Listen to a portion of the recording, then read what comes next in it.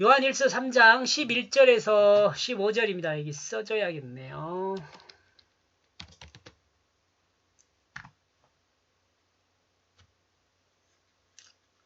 근데 제가 12절까지만 해야 할 것 같아요. 오늘따라 너무 힘들어요. 너무 힘들어요. 왜 그러죠?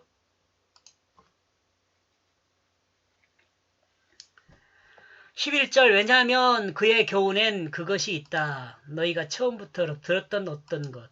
우리는 우리 서로를 사랑하게 되어 있기 때문이다. 뭐겠어요? 어떤 것이 사랑이 사랑. 서로 사랑하는 것.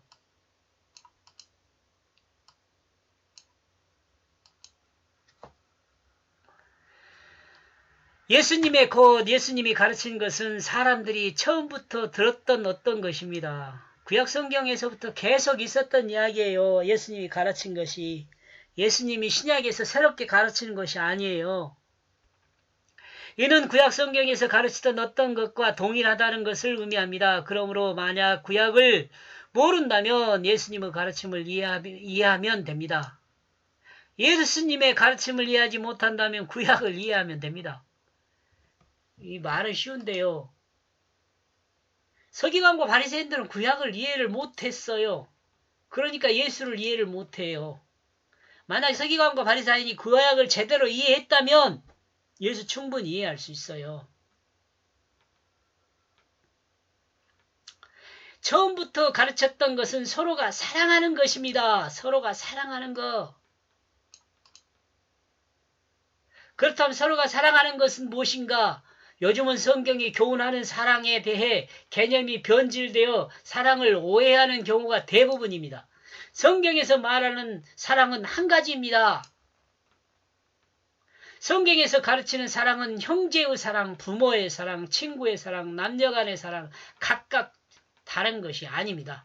성경의 사랑은 한 가지입니다. 그리고 앞에서 언급하고 있는 사랑들도 성경이 말하는 의미의 사랑에 모두 포함되어 있습니다. 그러므로 사랑의 본질은 사랑은 성경의 가르침이 온전한 것입니다. 여러분 성경 사랑에서 가르치는 사랑이 뭘까요? 그렇다면 성경의 사랑은 어떤 것인가? 사람이 이해하기 쉽게 성경은 예수 그리스도를 통해 설명하고 있습니다. 예수 그리스도를 통해 설명하는 그 어떤 것, 곧 사랑은 자신을 사랑하는 대상에게 내어주는 것입니다. 여기서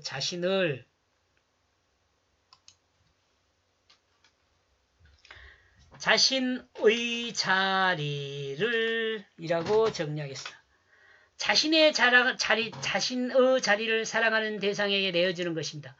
하나님은 사랑하는 하나님의 백성에게 또한 하나님의 자녀될 자들에게 자신의 자리를 내어줬습니다.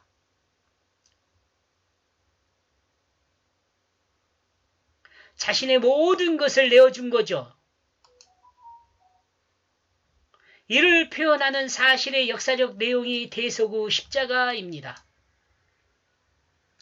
반역자를 용서하며 그 죄가로 자신을 대속물로 내어준 이 사랑이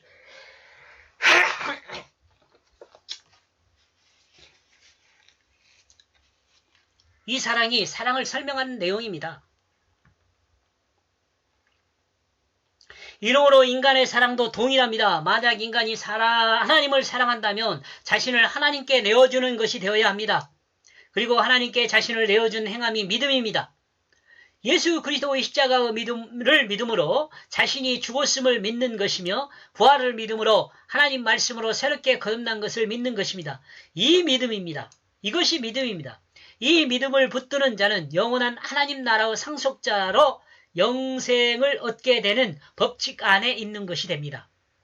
이 법칙 안에 있는 자는 죄를 알지 못하게 되기 때문에 죄를 범하지 않습니다. 하나님 뜻에서 벗어나지 않고 하나님 뜻으로 생각하고 말하고 행동하게 됩니다. 이와 같은 사람이 구원받은 사람이며 영원한 하나님이 영생할 하나님이 정한 법칙 안에 있는 사람입니다. 이와 같은 사람이 세속에서 드러나는 그 모습은 진실함으로 드러납니다. 거짓의 압이 마귀에게 속한 사람이 아니라 진실하신 하나님의 자녀의 모습이 됩니다. 거짓의 압이로부터 자유롭게 된 사람입니다. 12절 가인과 같이 하지 말라. 그는 악한 자에 속해 있다. 그러고 그는 그의 그 아우를 죽였다. 그리고 이 연고로 인하여 그 자신은 누가 죽였는가? 왜냐하면 그 자신의 그 행위가 악하기 때문이다. 그러나 그 아우는 하나님의 법을 벗어나지 않았다. 가인은 아벨의 형제입니다. 가인은 자신의 제사보다 아벨의 제사에 하나님의 관심을 가졌다는 느끼고 하나님이 관심을 가졌다고 느끼고 자기 마음에 옳은 대로 판단하고 하나님을 오해할 뿐만 아니라 형제를 사랑하지 않고 형제를 죽이게 됩니다. 이는 하나님이 사탄의 유혹으로 선악과를 취한 후 드러난 모습입니다. 곧 하나님 말씀보다 자기 마음에 옳은 대로 행하는 모습입니다. 사람들은 원시복음을 창세기 3장 15절 내가 너로 여자의 원수가 되게 하고 너의 후손도 여자의 후손과 원수가 되게 하리니 여자의 후손이 내 머리를 상하게 할 것이요 너는 그의 발꿈치를 상하게 할 것이라 라는 말씀으로 이해합니다. 그러나 진정한 복음은 창세기 4장 4절의 아벨이 드러낸 제사로부터 시작됐다는 생각을 제가 하고 있습니다.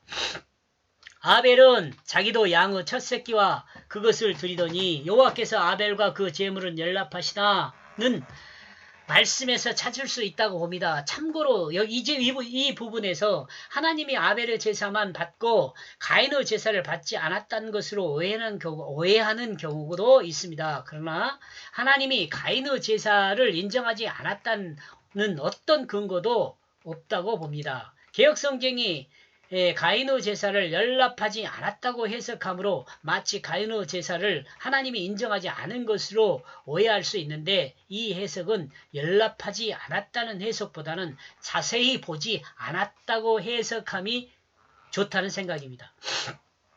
그리고 아벨의 제사는 하나님이 자세히 보았다고 해석하는 것이 좋다고 생각합니다. 그러니까 가인의 제사는 상대적이에요.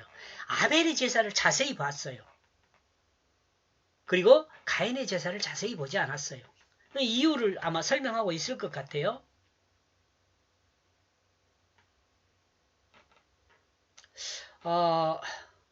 만약 이렇게 해석한다면 하나님이 아벨의 제사를 자세히 또는 관심 있게 본 것은 복음, 곧 하나님이 인간을 구원하기 위해 작정하고 구속 경륜으로 정한 그 복음의 내용을 드러내고 있기 때문에 관심 있게 보았던 것으로 볼 수입니다. 보았던 것으로 보입니다. 또한 하나님이 인간을 향한 가능성을 본 것으로 또한 하나님이 인간을 향해 가능성을 본 것은 비록 죄인들이지만 완전한 죄의 성질인 자기중심을 드러내는 가인과 비록 죄인이지만 죄사함의 길을 선택한 아벨을 보면서 아벨이 드린 화목제를 더 관심있게 보았을 것으로 생각됩니다. 제 생각입니다. 이 생각은 조금 새로운 해석일 것입니다. 지금까지 여러분들이 들어보지 못한 해석일 수 있습니다. 그러므로 하나님은 아벨이 들에서 가인을 공격해 하나님은 아벨이 들에서 가인의 공격에 죽은 것을 허용한 것으로 생각해 볼 수 있습니다. 그러므로 복음은 하나님으로부터 기원하지만 인간에게서는 아벨에게서 되었다는 생각입니다. 이것도 좀 생각해보고 이해하시기 바랍니다. 아벨은 가인의 공격으로부터 벌어날 수 있었습니다. 그러나 성경은 그 어떤 내용으로도 드러내지 않습니다. 다만 가인이 아벨을 죽였다는 것만 계시할 뿐입니다. 이는 유대인들이 예수를 십자가에 못 박은 것과 닮아 있다는 생각을 합니다. 이것도 좀 생각을 해보시기 바랍니다. 고맙습니다. 여기까지 하겠습니다.